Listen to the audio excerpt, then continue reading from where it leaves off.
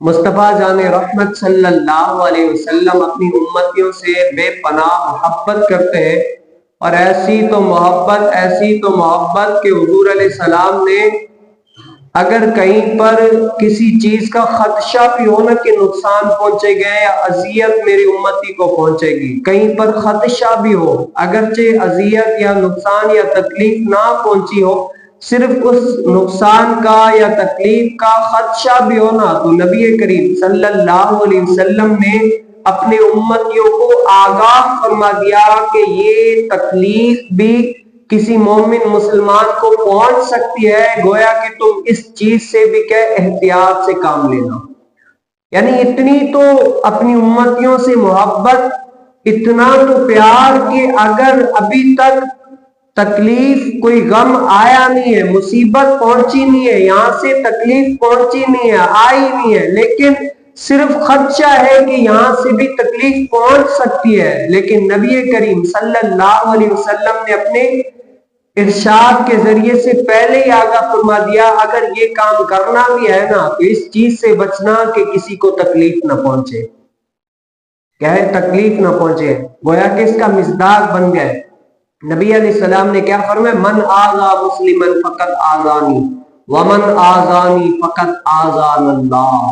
جو کسی مومن مسلمان کو تکلیف دیتا ہے، اذیت دیتا ہے، وہ گویا کہ مجھ محمد کو تکلیف دیتا ہے، اور جو مجھ محمد کو تکلیف دیتا ہے صلی اللہ علیہ وسلم، وہ گویا کہ اللہ تعالیٰ کو تکلیف دیتا ہے۔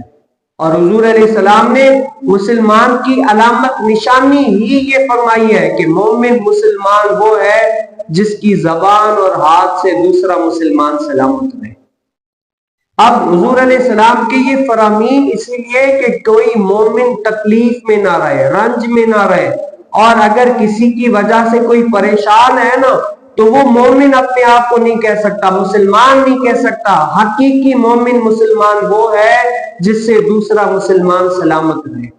اور اس کے علاوہ اتفاقی طور پر بھی اگر کسی کو کوئی تکلیف پہنچنے کا خدشہ ہو تو حضور علیہ السلام نے وہ بھی آگاہ فرما دیا کہ اس چیز سے بچنا تاکہ مسلمان کو تکلیف نہ پہنچے۔ وہ حدیث مبارکہ کیا ہے، ابو ہریرہ رضی اللہ تعالی عنہ سے مروی ہے کہ ابو ہریرہ اپنے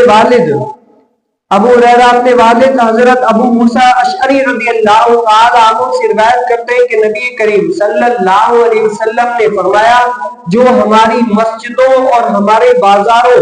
کے کسی حصے سے تیر لے کر گزرے تو ان کے پھلوں کو پکڑے رہے، اپنے ہاتھ سے کسی مسلمان کو زخمی نہ کر دے۔ اب یہ دیکھیں یہاں پر تکلیف پہنچی نہیں ہے، حضور علیہ السلام نے فرمایا اگر کوئی شخص مسجد میں آیا، تیر لے کر آیا، تلوار لے کر آیا، اگرچہ کسی عذر کی وجہ سے ہی لے کر آیا، یا بازار سے گزر رہا ہے، اب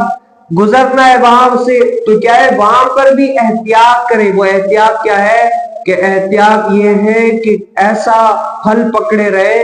کسی کو جانے انجانے میں کوئی تکلیف نہ پہنچ جائے۔ الغرض تمہیں اپنا کام تو کرنا ہی کرنا ہے، گزرنا ہے، مسجد میں آنا ہے، آؤ، گزرنا ہے تو گزر جاؤ، لیکن اس کام کا، اس بات کا احتیاط کرو تاکہ تمہاری وجہ سے کسی مومن مسلمان کو تکلیف نہ پہنچے۔ حضور علیہ السلام نے اس کا احتیاطی طور پر لوگوں کو یہ ذہن دیا اور ہمیں بتایا کہ جو آج کل معاشرے کے اندر جان بوجھ کر کسی مومن مسلمان کو اذیت دیتے ہیں، تکلیف دیتے ہیں، معاشرے کے اندر ایک ساتھ جو رہتے ہیں، جانے انجانے میں جو ایک دوسرے کو تکلیفیں دیتے ہیں، حضور علیہ السلام گویا فرما رہے ہیں کہ جانے میں تو ویسے ہی نہیں دینی چاہیے، لیکن انجانے طور پر بھی کسی مسلمان کو تکلیف نہیں دینا چاہیے۔ الغرض اس سے بچنا اعلیٰ افضل ہے، اور اگر تم چاہتے ہو تو کسی مومن مسلمان کے سینے میں خوشی داخل کرو کہ یہ بھی تمہارے لیے صدقہ ہے۔ کیا ہے کسی مومن مسلمان کے سینے میں خوشی داخل کرنا، یہ بھی حضور علیہ السلام نے فرمایا کہ صدقہ ہے۔ اور آپ یقین جانیں اگر یہ بات ہمارے معاشرے کے اندر رائج ہو جائے نا تو کئی ٹوٹے ہوئے گھر جو بگڑے ہوئے ہیں، جو لڑے ہوئے ہیں نا، وہ ان کی آپس میں بن جائیں گے۔ ان کی صلح ہو جائے گی. کیوں؟ یہ حدیث ایسی ہے کہ پیار، محبت، اتحاد کا دعویٰ کرتی ہے. جو اس بات کو اپنے اوپر نافذ کر لیتا ہے وہ معاشرہ امن کا گہوارہ بن جاتا ہے. پھر کسی گھر کے اندر لڑائی نہیں ہوگی، جھگڑا نہیں ہوگا، آپس میں اتحاد ہوگا، پیار ہوگا، محبت ہوگی. وہ اسی لیے کہ ایک دوسرے سے محبت کی بے پناہ ہوگی. وہ اسی لیے کہ ایک دوسرے کو فائدہ پہنچانے والی باتیں کریں گے. تو اس سے کیا ہے؟ معاشرہ امن کی طرف آتا ہے. اللہ تعالیٰ مجھے اور آپ کو بھی